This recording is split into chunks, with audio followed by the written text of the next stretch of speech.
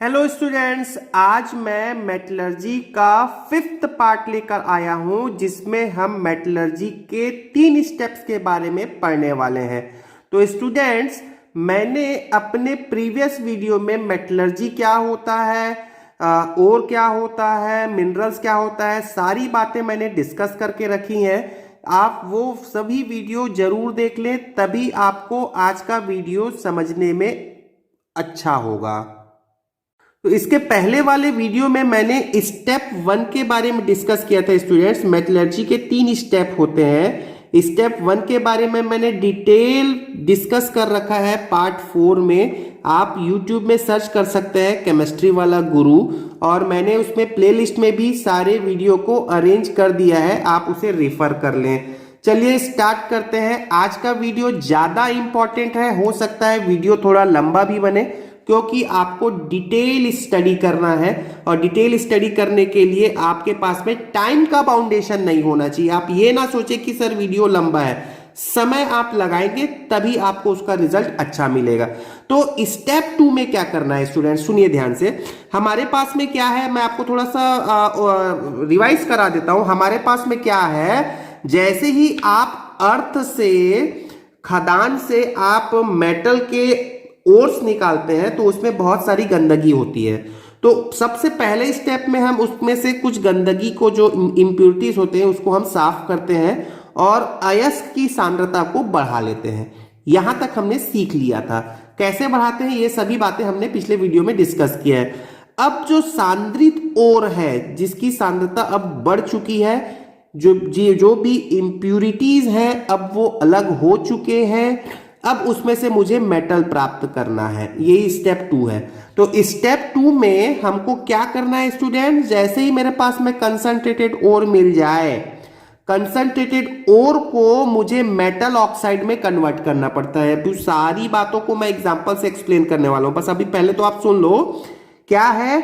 Step 1 से जो मुझे कंसंट्रेटेड ओर मिला, उस कंसंट्रेटेड ओर को मुझे मेटल में बदलने के लिए पहले उसे मेटल ऑक्साइड में बदलना पड़ेगा, और उस मेटल ऑक्साइड को फिर मेटल में बदलना पड़ेगा।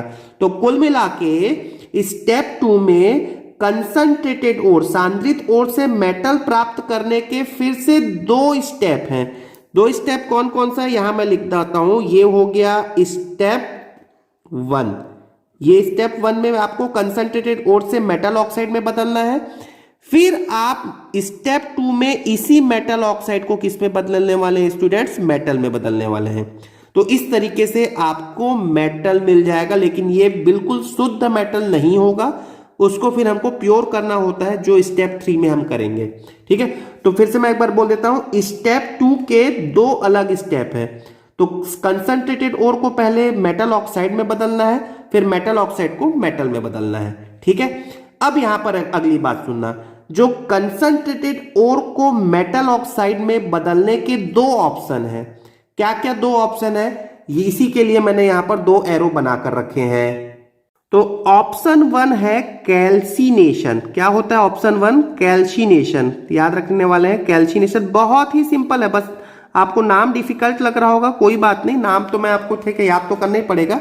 तो पहला स्टेप है, या पहला नहीं, 2 ऑप्शन है, ये 2 अलग अलग ऑप्शन है। एक हो सकता है कैल्सिनेशन और दूसरा ऑप्शन होता है रोस्टिंग।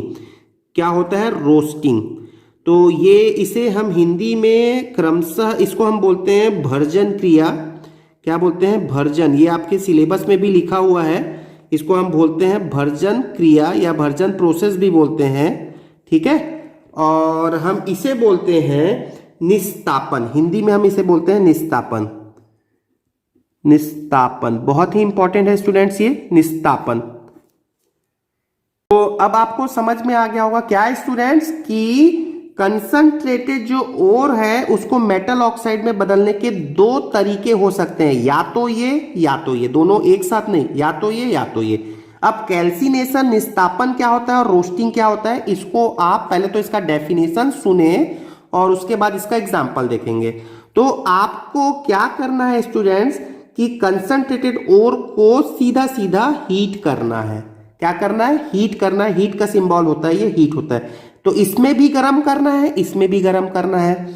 अब इसमें क्या करना है, इसमें करना है एयर या ऑक्सीजन। एयर में ऑक्सीजन है ना, गर्म करना है मतलब जलाना है, ठीक है, ऑक्सीजन के एब्सेंस में,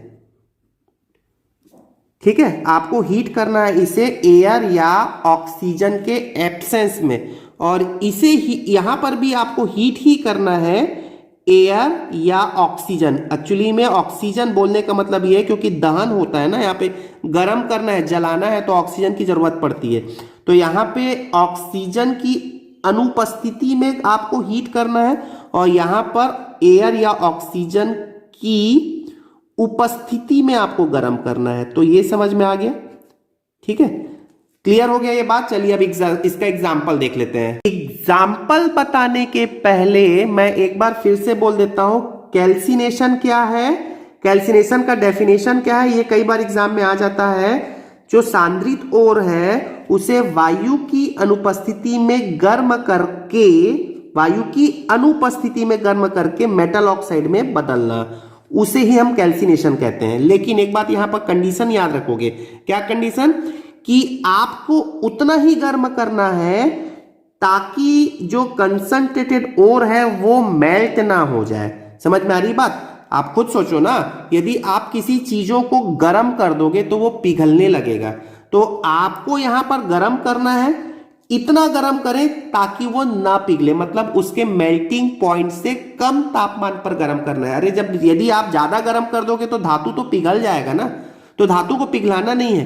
क्लियर हो रही बात? तो एक बार फिर से सुनते हैं, रोस्टिंग क्या होता है। रोस्टिंग में कंसंट्रेटेड ओर को मेटल ऑक्साइड में बदलते हैं जब इस कंसंट्रेटेड ओर को वायु की उपस्थिति में गर्म करते हैं, ठीक है।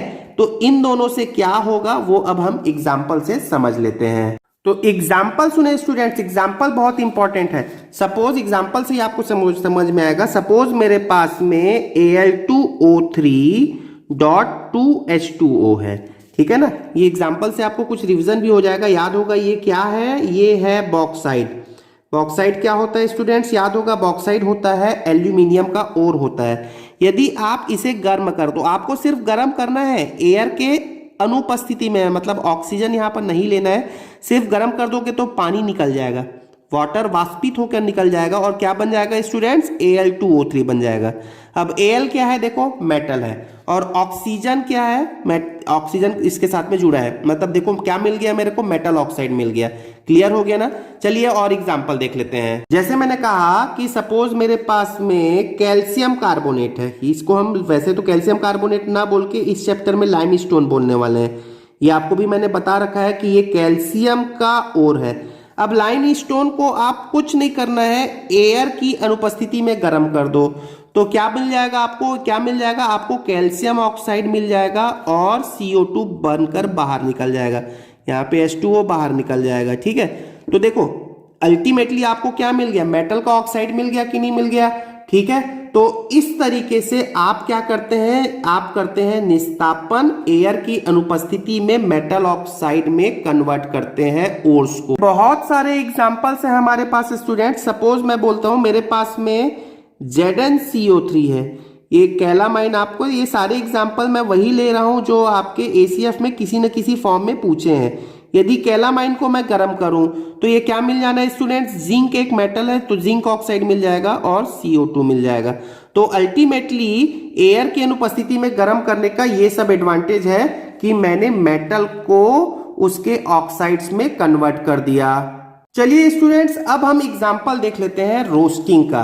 तो रोस्टिंग में क्या होता है, एयर की उपस्थिति जरूरी होती है, एयर के प्रेजेंस में होता है। एयर के प्रेजेंस में होने का कारण ये है कि सपोज आपके पास में मेटल ओर है, सपोज ये तो डिपेंड करता है कब हम रोस्टिंग अप्लाई करेंगे और कब हम कैल्सिनेशन अप्लाई करेंगे।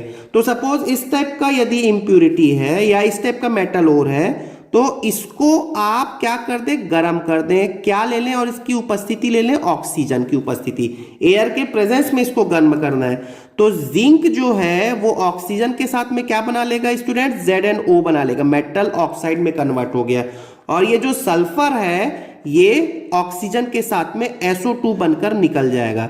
तो बैलेंस केमिकल रिएक्शन मैं नहीं लिख रहा हूं, बैलेंस केमिकल रिएक्शन आप लिख सकते हो, इसमें कोई दिक्कत नहीं है। अल्टीमेटली आप पर्पस समझे तो आप खुद सोचो, ये मेटल ओर है और ये मेटल ओर किस में कन्वर्ट हो गया, मेटल के ऑक्साइड में कन्वर्ट हो गया। जैसे मैंने गैलेना लिया, PbS लिया, सेम वही कॉन्सेप्ट है। PbS लिया, ऑक्सीजन की उपस्थिति रहेगी, यहाँ पे ऑक्सीजन की उपस्थिति में क्या हो गया, लेड ऑक्साइड में कन्वर्ट हो गया और SO2 निकल गया। तो मुझे लगता है कि इतने एग्जाम्पल सफिशिएंट है कि ताकि आप ये समझ जाए कि आखिर रोस्टिंग क्या होता है। चलो एक और एग्जांपल बोलता हूं। आपको कॉपर पायराइट पता है क्या? क्योंकि कॉपर पायराइट के बारे में एक दो बार आपको एग्जाम में पूछा जा चुका है। तो CuFeS2 ये कॉपर पायराइट होता है, ठीक है, कॉपर का ओर होता है ये, और इसको आप हीट कर दो। अब जब आप इसको हीट करेंगे ऑक्सीजन की उपस्थिति में तो क्या होगा?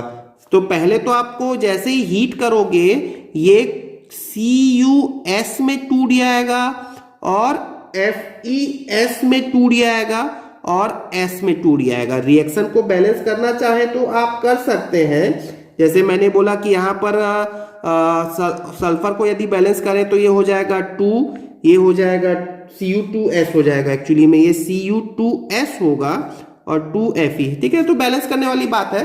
तो अल्टीमेटली क्या हुआ स्टूडेंट्स, ये कॉपर पाइराइट है, ये अपने सल्फाइड में कन्वर्ट हो गया। अब ये सल्फाइड इंप्यूरिटीज है, अब इस सल्फाइड को क्या कर दो, रोस्टिंग कर दो। रोस्टिंग मतलब ऑक्सीजन की उपस्थिति में क्या कर दें, गर्म कर दें।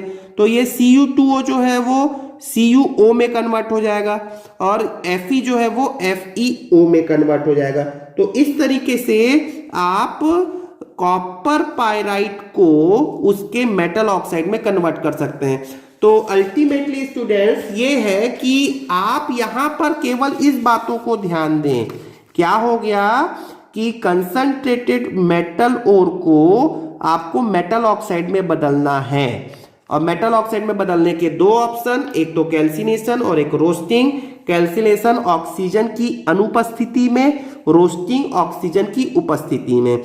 ऑक्सीजन की उपस्थिति में गर्म करने से क्या होता है मालूम? एक दो बात और मैं बोल देता हूं ताकि आपको बातें बहुत ही क्लियरली समझ में आए। जो भी इंप्यूरिटीज है, जैसे फास्फोरस है, सपोज फास्फोरस इंप्यूरिटीज होगी तो वो ऑक्सीजन के कांटेक्ट में आकर क्या बना लेता है, अपना ऑक्साइड P4O10 बना लेता है, ठीक है। सल्फर है, सल्फर अपना ऑक्साइड क्या बना लिया, SO2 बना लिया। तो इस तरीके से हम जो इंप्यूरिटीज हैं उसको रोस्टिंग के द्वारा अलग कर लेते हैं। अब हम स्टेप 2 की ओर बढ़ते हैं स्टूडेंट्स। मेटल ऑक्साइड को मेटल में बदलना है स्टेप 2 में। तो मेटल ऑक्साइड को मेटल में बदलना है तो कैसे बदलोगे? आप इसे बदलोगे रिडक्शन के द्वारा। नहीं समझ में आया? कोई बात नहीं, मैं भी समझा रहा हूं। लेकिन क्या है, आपके पास में मेटल ऑक्साइड है, मेटल ऑक्साइड का आप अपचयन करेंगे। तो उसके लिए आपको ना पहले तो अपचयन की परिभाषा पता होना चाहिए। अपचयन और ऑक्सीकरण दो परिभाषाएं होती हैं, ये आप सभी बच्चों को पता होगा। ऑक्सीकरण का मतलब क्या होता है, ऑक्सीजन का जुड़ना। वैसे ही अपचयन का मतलब क्या होता है, हाइड्रोजन का जुड़ना। लेकिन यहां पर ध्यान से सुनोगे अगली बात जो मैं बोल रहा हूं, ठीक है। ऑक्सीकरण और अपचयन एक दूसरे के विपरीत परिभाषाएं हैं, ठीक है। तो मैं रिडक्शन करने वाला हूं किसका, ऑक्साइड्स का, मेटल ऑक्साइड का। तो पहले तो ये सुन लो, ऑक्सीडेशन क्या होता है? ऑक्सीडेशन मतलब ऑक्सीजन का जुड़ना। तो अपचयन का मतलब मैं क्या बोल सकता हूं, ऑक्सीजन का निकलना। समझ में आया क्या? नहीं समझ में आया? कोई बात नहीं, मैं एक बार फिर से बोल देता हूं, रिमूवल ऑफ ऑक्सीजन। पहले मैं लिख लूं, रिमूवल ऑफ ऑक्सीजन। देखो मैं यहां पर अलग से लिख देता हूं, देखो स्टूडेंट्स, ठीक है। ऑक्सीडेशन, ऑक्सीडेशन को हिंदी में बोलते हैं ऑक्सीकरण। इसमें हम क्या करते हैं, ऑक्सीजन का जुड़ना। तो रिडक्शन क्या हो जाएगा बताओ? रिडक्शन क्या हो जाएगा, ऑक्सीजन का निकलना। ये दोनों एक दूसरे के जस्ट विपरीत वर्ड्स हैं। क्लियर हो गई बात? तो अल्टीमेटली मेटल ऑक्साइड से यदि आप ऑक्सीजन को निकाल दो तो मेटल मिल गया, खत्म कहानी, ठीक है। चलिए मैं आपको एक एग्जांपल से बोलता हूं कि सपोज मेरे पास में जिंक ऑक्साइड है, ठीक है, ZnO जिंक ऑक्साइड। अब मेरे को जैसे यहाँ पे ZnO मिल चुका है, देखो यहाँ पे ZnO मिल चुका है या PbO मिल चुका है, बहुत सारे ऑक्साइड हो गए। तो इसको मैंने क्या कर दिया स्टूडेंट, सपोज कार्बन के साथ में गर्म कर दिया, कार्बन के साथ में गर्म कर दिया। अब ये कार्बन जो है ये ऑक्सीजन के प्रति चाहत रखता है, ये क्या बनाकर निकल जाएगा, कार्बन मोनोऑक्साइड बनाकर निकाल देगा और आपको जिंक मिल जाएगा मेटल। ठीक है, या तो कार्बन मोनोऑक्साइड बना लेगा या कार्बन डाइऑक्साइड बना लेगा, कुछ भी लिख सकते हैं। या चलो मैंने यहाँ पर मान लो CO ले लिया, ये सब क्या है मैं भी आपको बता रहा हूं, CO ले लिया। तो CO क्या है, CO में एक बहुत ही टेंडेंसी होता है कि वो ऑक्सीजन को खींच के CO2 बना लेगा और आपको क्या दे देगा, Pb दे देगा। तो इस तरीके से हम मेटल ऑक्साइड से क्या मिल गया मेरे को, शुद्ध तो नहीं मिला लेकिन मेटल मिल गया। ठीक है, अब सुनना, ये कौन सा रिएक्शन है स्टूडेंट्स, तो ये रिडक्शन रिएक्शन है। कौन सा रिएक्शन है, इसको मैं हिंदी में क्या बोलूंगा, अपचयन अभिक्रिया है ये। ठीक है, अपचयन हो रहा है यहां पे। और अगली बात सुनो, यदि अपचयन हो रहा है तो कार्बन या कार्बन मोनोऑक्साइड अपचयन करने में मदद कर रहे हैं, तो ये क्या है, एक प्रकार से क्या है, रिड्यूसिंग एजेंट है।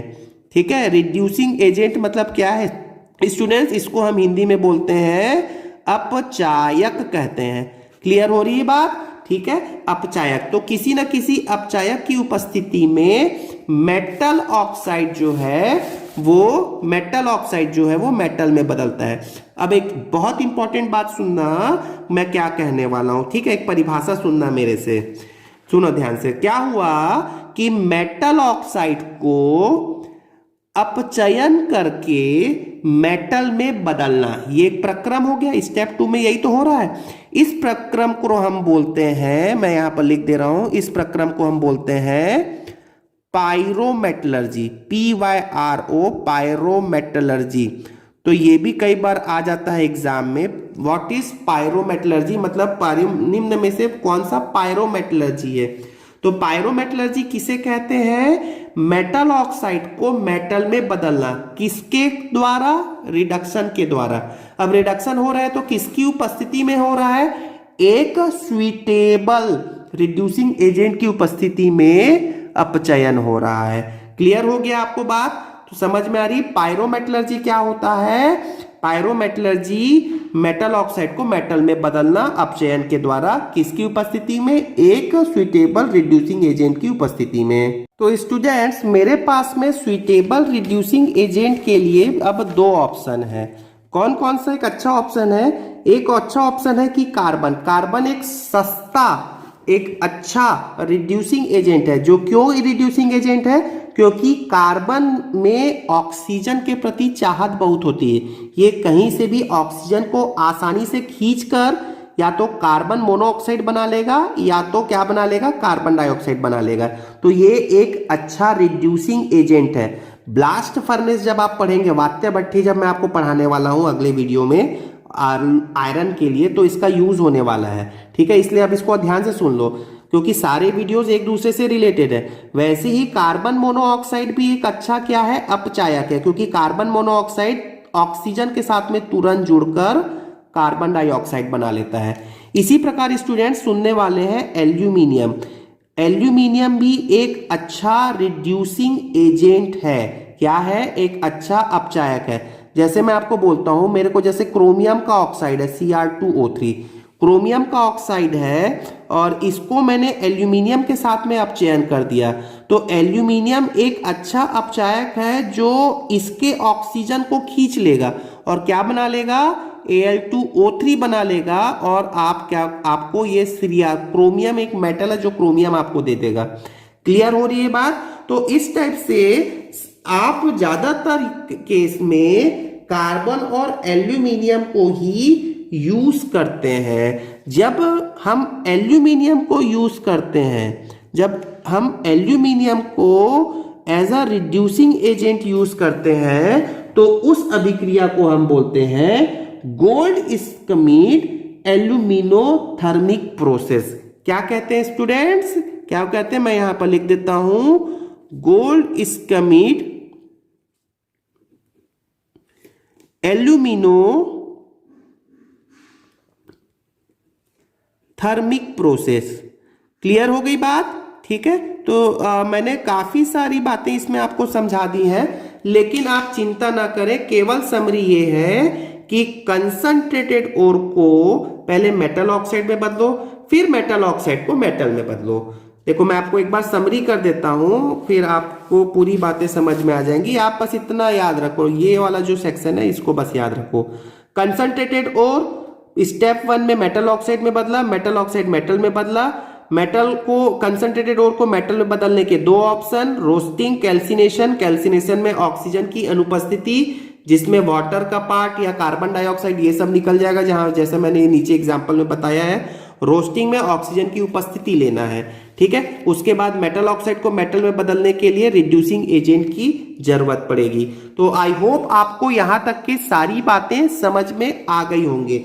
नेक्स्ट वीडियो में मैं गालक के बारे में बताने वाला हूं, धातुमल के बारे में बताने वाला हूं, जो कि बहुत इंपॉर्टेंट है एग्जाम पॉइंट ऑफ व्यू से। Thank you very much.